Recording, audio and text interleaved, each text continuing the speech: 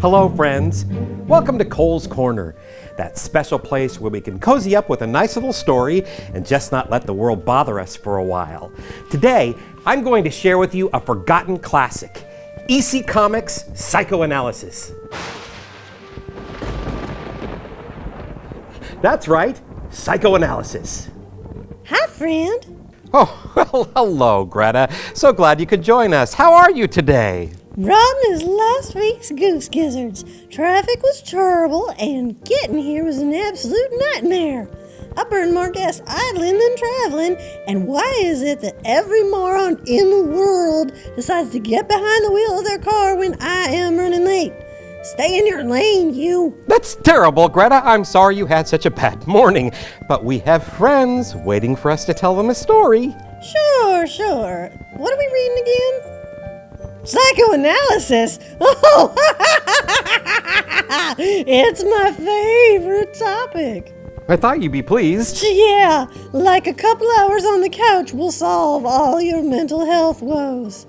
Take it from me, little friends. Emotional wounds never truly heal. Hold on before you dive into that trek. Mama's gonna need a dose of her little helper. Greta, we talked about the controlled substances. Spare me. You're not the one signing my checks.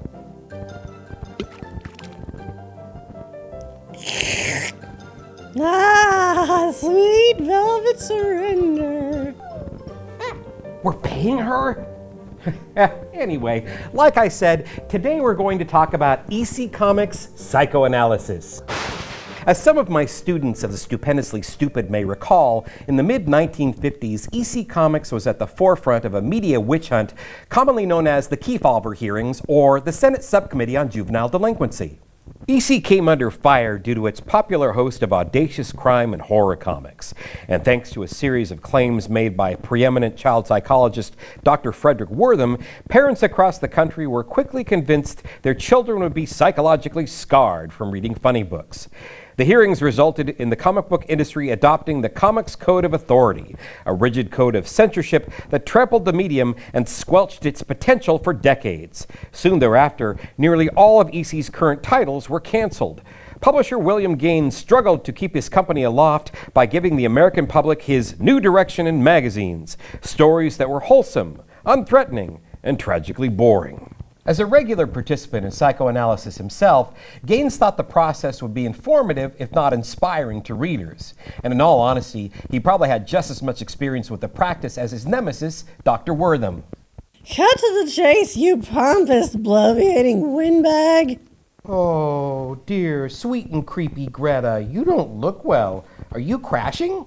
Don't worry, I got something for that, too.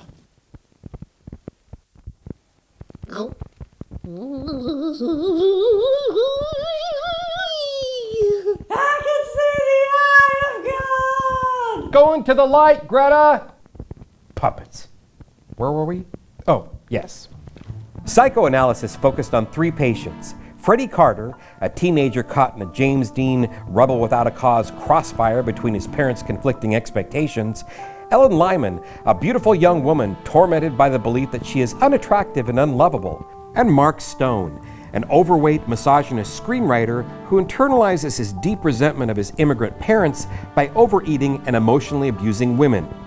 Our host and narrator through these dreary stories is known only as the psychiatrist. Here, let's read a little bit more. In his final episode, Mark Stone relates to the psychiatrist that he is plagued by the belief he shot and killed another man during a solo hunting trip. But no such incident was ever reported to the authorities. The psychiatrist convinces Stone he fired at nothing more than a projection of his subconscious mind. Offhand, I would venture to say nobody was in the brush that day. It was just a shadow. You imagined the movement. Imagine the scream. You imagined you killed someone that day because you subconsciously wished you could. Who? Who would I want to kill? Your father. But why would I want to kill my own father? For the same reason that led you to despise your mother, despite her love for you. Because your father was an immigrant. Your own misguided hostility leads you to hate him for bringing you into this hostile, unthinking world, for making you what you are. In your mind, you wanted to punish him for that. Then the psychiatrist oversimplifies Stone's resentment by pointing out how self-absorbed he's been and chastises him by saying, The world is full of cruel realities. Psychoanalysis won't change that world, but it can help you deal maturely and sensibly with your own problems. It can help you to accept the mixture of good and evil in all people. And yada yada yada, blah blah blah, and then Stone admits how childish he's been and says, I guess that's been my whole trouble. I've been afraid to accept responsibilities and failures. Something happens and I run back to my mother by scuffing my face, or I blame it on my ancestry and hate my parents for giving it to me, and then feel guilty for hating them. I guess I just haven't grown up.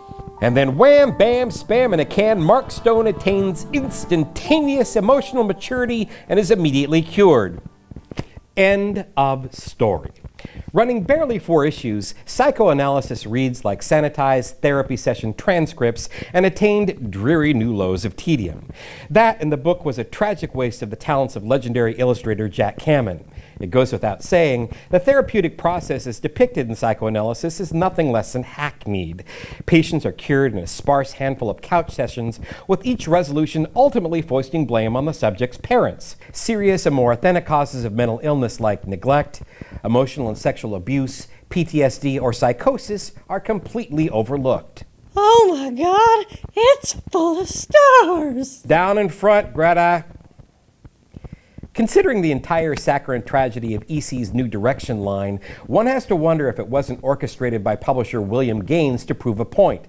No child, let alone an adult, would find a single panel of Psychoanalysis entertaining or even interesting. Perhaps by appearing to give in to the draconian demands of Congress and the comic book industry, Gaines sought to demonstrate the heavy-handed fecklessness of censorship at his own expense. The heat death of the universe is upon us. Well, friends, that's all we have time for today. Thank you for joining us at Cole's Corner. We hope you learned something new today to help keep your personal failings at bay. Now we've got to get Greta to the doctor and have her little felt stomach pumped. Gravity has lost its meaning. Hush now, my shuddersome little lady from another grinning soul. Soon this will all pass into a dream. Let's see what these are.